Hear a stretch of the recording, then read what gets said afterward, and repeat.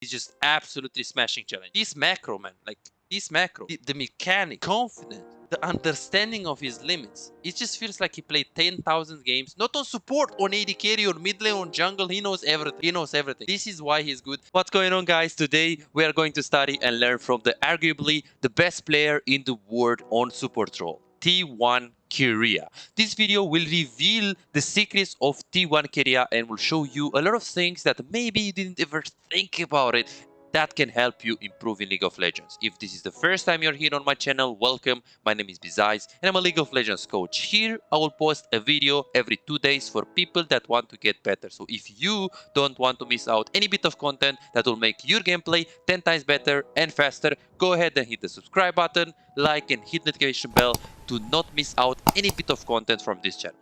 Enjoy the video. Okay, he just walks up just because he wants to make them think that he wants to dive. Let's check this out again.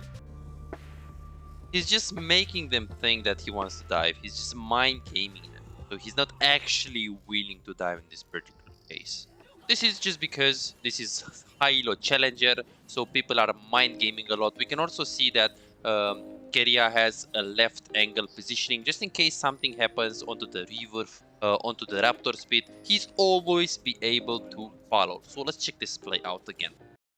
So right when the play is starting, Keria is powering right here. He knows that even if he gets hooked by the Nautilus, the CV doesn't really have enough damage to win this fight, and Kalista is going to instantly follow, so he's super confident. Here we can see two things. Keria has an extremely good understanding about how the matchup goes. He exactly knows how much AD carry, how much damage his AD carry does. He gets engaged right now, he uses W to back off, and he just plays safe. Right here, he could have actually win if he went in, but he didn't know. Well, he knew where is the enemy jungle, and he was bot lane. This is why he actually didn't go. Boop, just W on the back minion, and that's how he escaped. Now, they're going to do a little bit of sort of investigation. CV is most likely going to look to slow push this one, fast push the next one.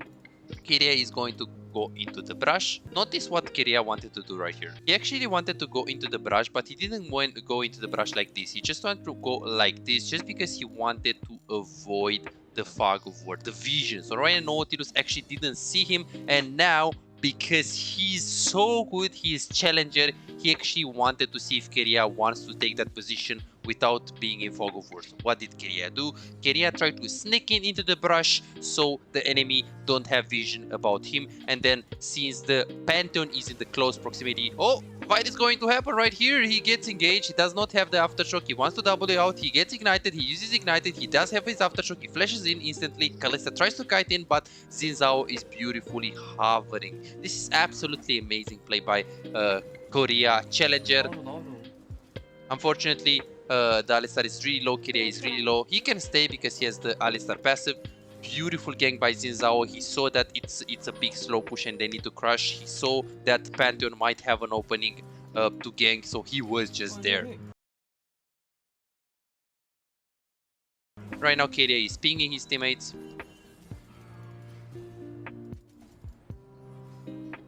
He's staying around just in case they want to dive.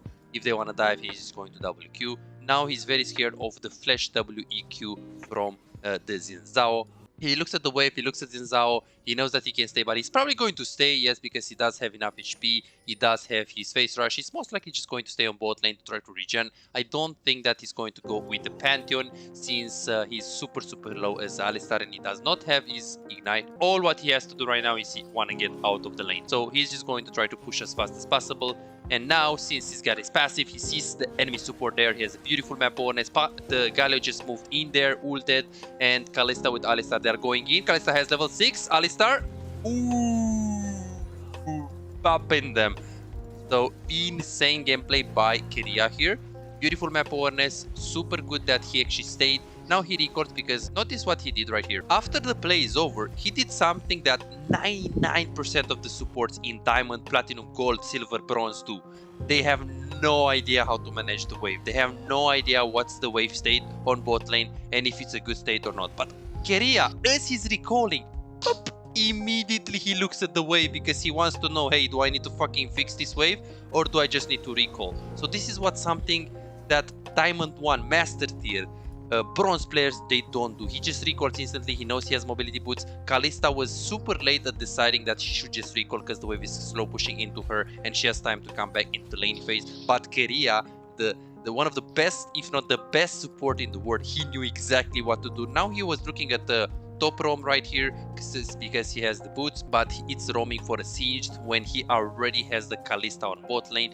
He shouldn't roam on top lane, first of all, because Kalista is a very aggressive champion, and since the wave is coming into him, he can get a very good kill pressure on the Sivir. Second of all, roaming for a siege is not very smart. Like, if you have, you know, a Vayne top and you're roaming, maybe it can be good, but if you're roaming for a siege that can't really carry you, that can't really set up the gank that well, and doesn't really have the damage to get the kill, and even if you can actually get the kill, he's never going to carry. You would really trust Kalista more to carry this, so this is why he didn't go top lane. You can see that he's slowly hitting the minions because he wants to push faster.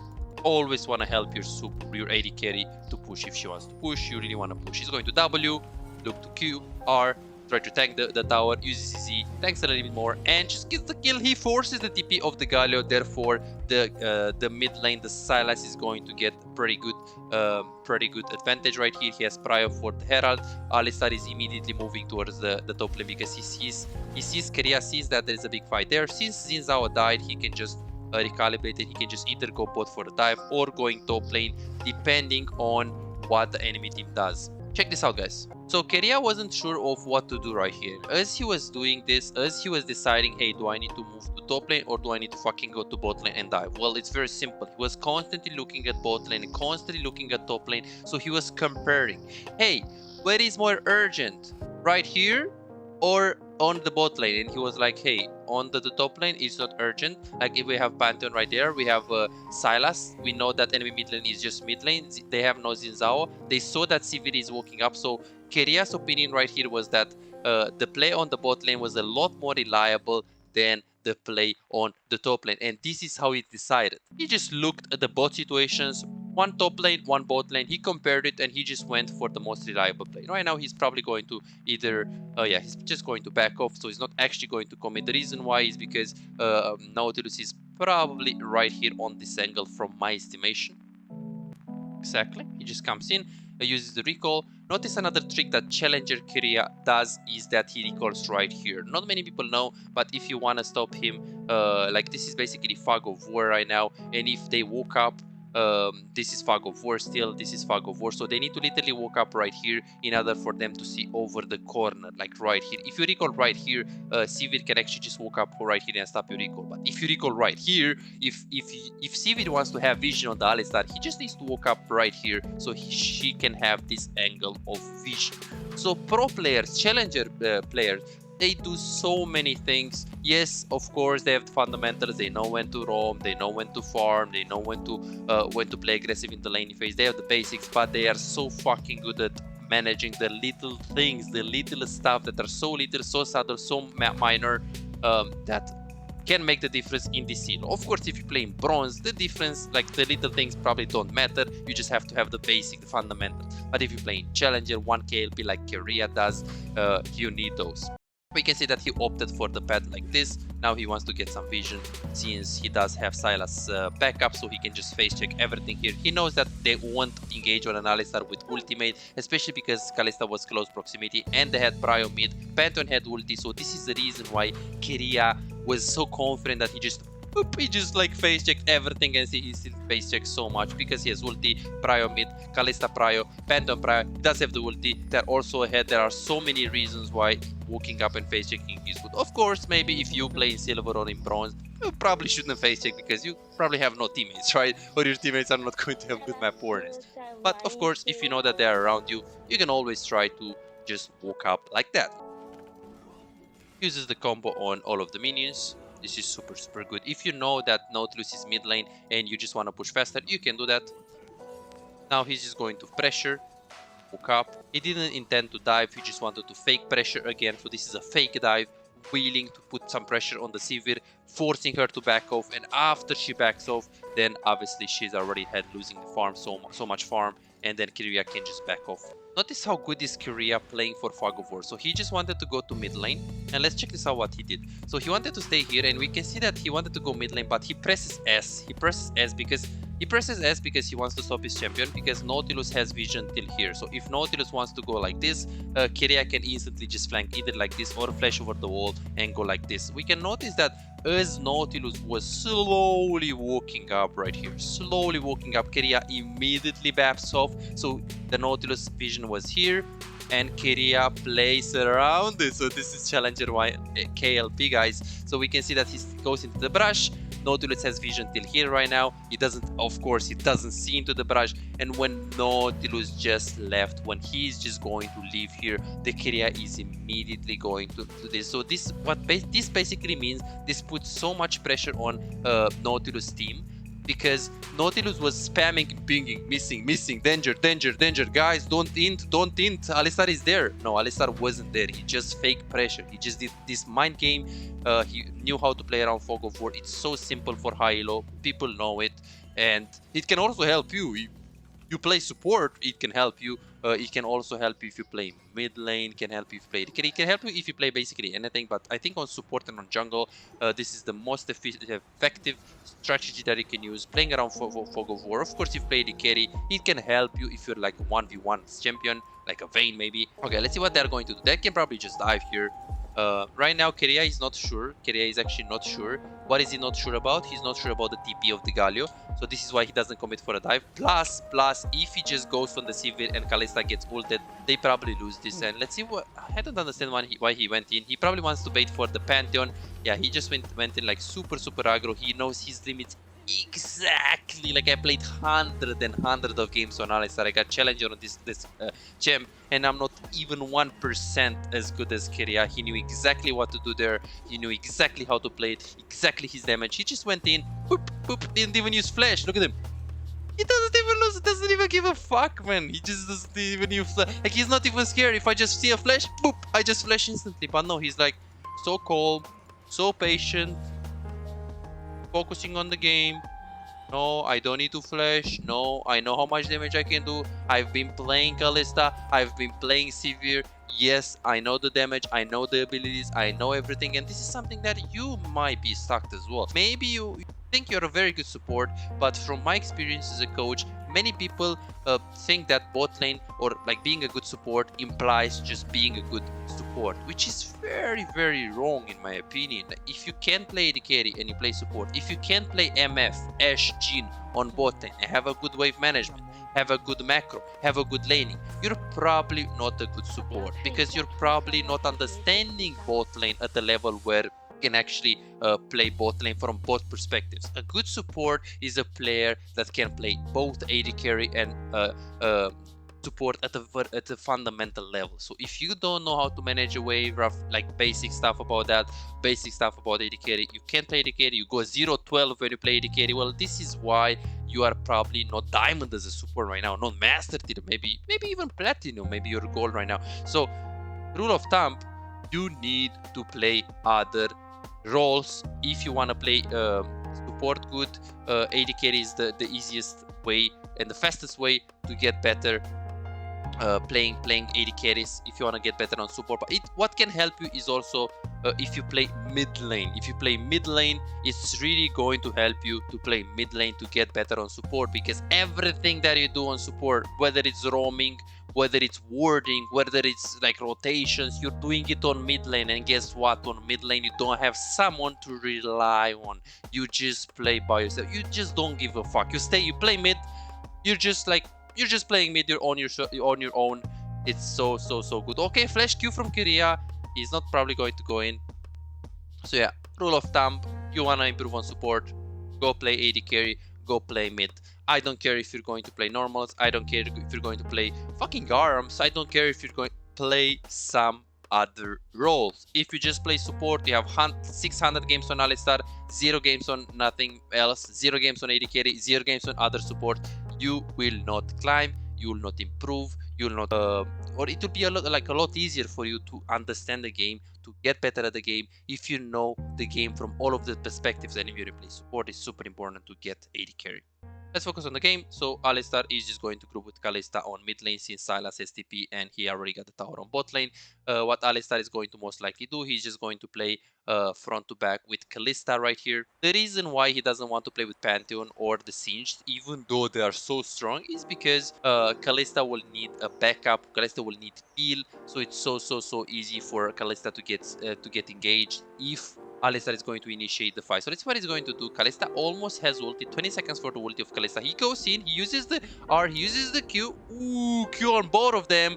Doesn't even need ultimate. He wants to peel on Kalista. This is what I was talking about, guys. This is what I was talking about. If you engage on Alistar, Kalista is going to die. And they actually lose the fight. So, in my opinion, this was bad play. Well, he had to try to play. He had to try to play because he had a very good opening there. He had a good opening. He just WQ. He could have just get them with this catch play. Fundamentally, in my opinion, I think that his job is only protect Kalista. If Xin Zhao, think about it, guys. Think about it. If Xin Zhao goes in on Kalista, and then Galio is also there, and Alistar is there with the pop combo instantly, Kalista is never going to die. But if you, as an Alistar, you try to go in and you leave Kalista behind, what the fuck is Kalista going to say? So the problem there, so they had the competitive advantage there. The fact that the position of Keria was so good in comparison with the position of the enemy. So Keria thought, hey, I'm going to okay, I'm not going to build my AD carry, but I'm going to just engage. I'm going to catch them because they're out of position. We're going to pop them, and that's all. Why did they lose? Well, they lost because Keria wasn't thinking about Galio ulti. And they also lost because he wasn't thinking about flashes. The guys had flashes right there. And we can see that enemy team is so behind. So behind. So behind. But it doesn't even matter.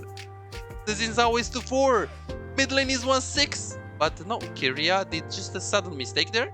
And poop, they lost 2 members in a fight where, I mean, this game is fucking easy. Like, it's 17-5. Like, it should be so easy. Super smart thing that Keria does. Don't do this at home.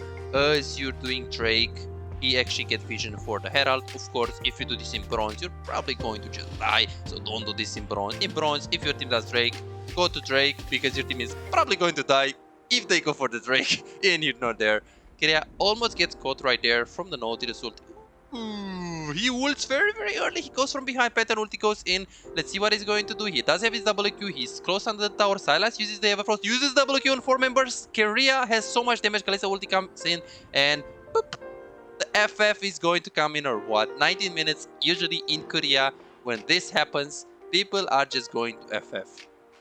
People were pinging for the Herald right here, but they can probably... Exactly. Korea just absolutely smashed this guy. So he didn't even play perfect, but like if you play 20% of Keria, 20% of Keria is like insta win. Like imagine not even focusing to the game, being so calm, being so like just chilling and auto-piloting, and he's just absolutely smashing Challenger. It's like, okay, Challenger game. I'll just smash them. What the fuck? Like this macro, man. Like this macro.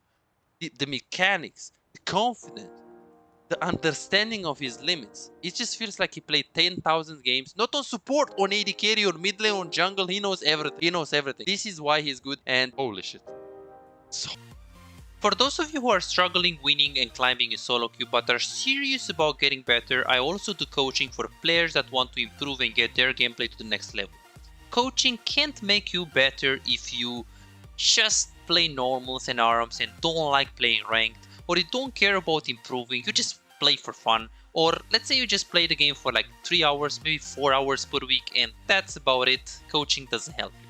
Coaching can help you if you feel hard stuck, if you struggle carrying games, if you want to stop wasting time auto-piloting and not learning anything on your games, if you run into a circle for a long time, coaching can help you. If you want to find out the mistakes that hold you back, or simply maybe you have problems with the wave management, maybe you feel lost throughout the mid game, maybe you struggle with the decision making, macro, and you just want to learn how to do it properly from a professional coach, or let's say you have difficulties checking the enemy jungle and you die a lot to ganks, or simply maybe you just want to learn how to carry 1 versus 9 so you can actually climb and stop really wasting time.